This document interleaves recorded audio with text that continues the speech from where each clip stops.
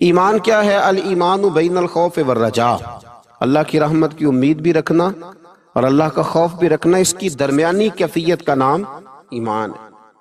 اللہ سے ڈرتا بھی رہے، احساس بھی پیدا کرے کہ کہیں میرا مالک ناراض نہ ہو جائے، لیکن نا امید نہ ہو۔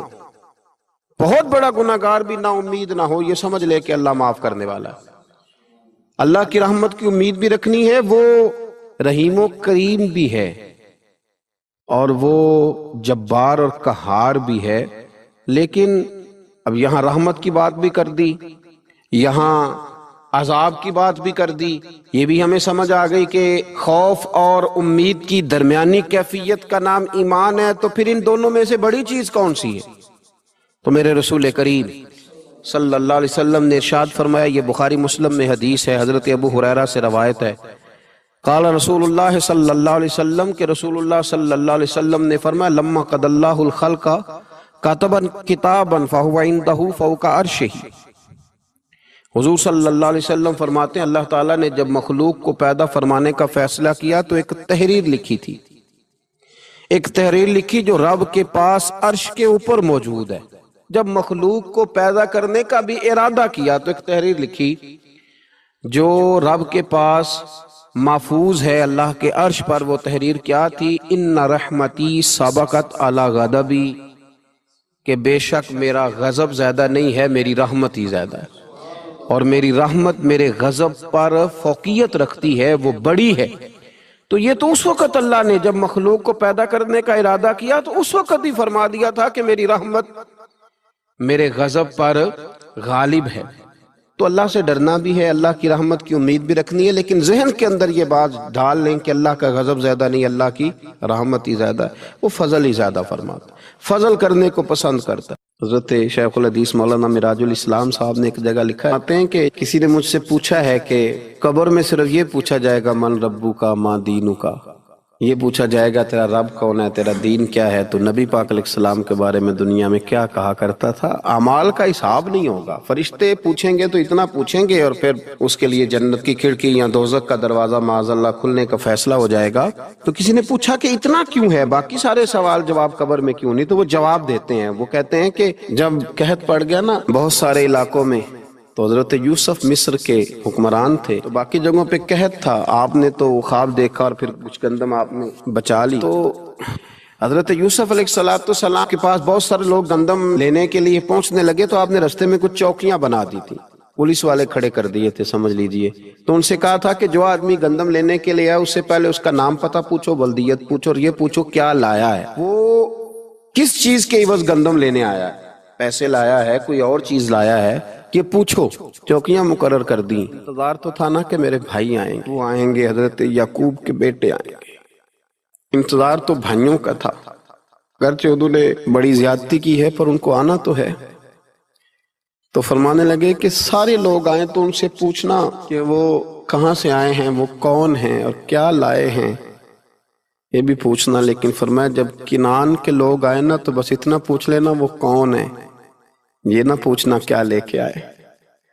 بھائی ہیں نا تو ان کی پردہ پوشی کرنی، ان سے نا بس اتنا پوچھ لینا کہ وہ کون ہیں، وہ اگر بتائیں کہ ہم کنعان سے آئے ہیں تو بس اتنا ہی کافی ہے، ان سے پھر اگلا سوال نہ کرنا۔ تو حضرت شیخ فرمانے لگے، رب فرماتے فرشتو تم نہ جا کے بس اتنا پوچھ لینا قبر میں میرے بندے سے کہ وہ مجھے جانتا ہے نا، اس کا پردہ نہ کھولنا، تم نہ حساب کتاب پوچھنا، بس اتنا پوچھ لینا مجھے اور میرے نبی کو جانتا ہے؟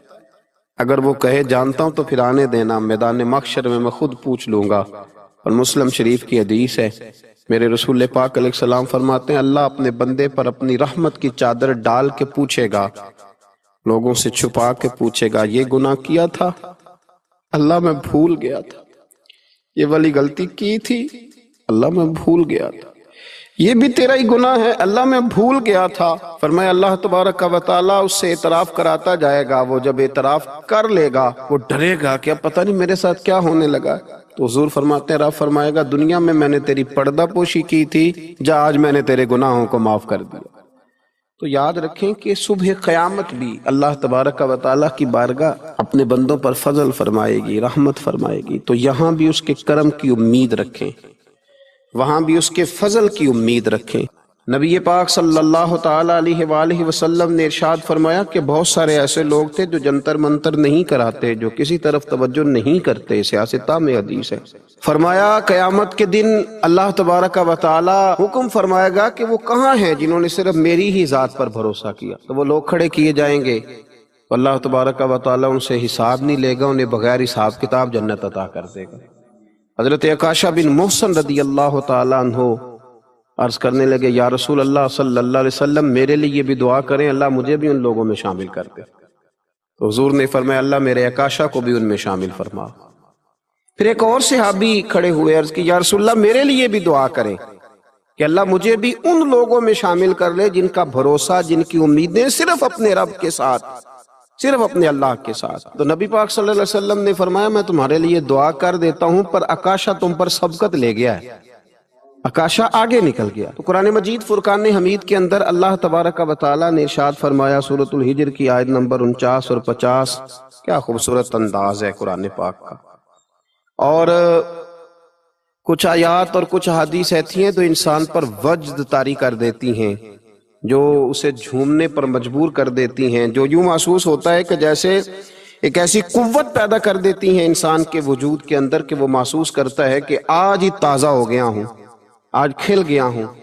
اللہ کریم نے ارشاد فرمایا نبی عبادی انی انا الغفور الرحیم، فرمایا محبوب میرے بندوں کو خوشخبری دے دو کہ میں بڑا ہی معاف کرنے والا اور بڑا ہی رحم فرمانے والا ہوں۔ نبی عبادی، محبوب میرے بندوں کو خبر دے دو، محبوب پیغام دے دو انہیں کہہ دو کہ میں بڑا ہی معاف کرنے والا ہوں، اور میرا عذاب بھی دردناک عذاب ہے۔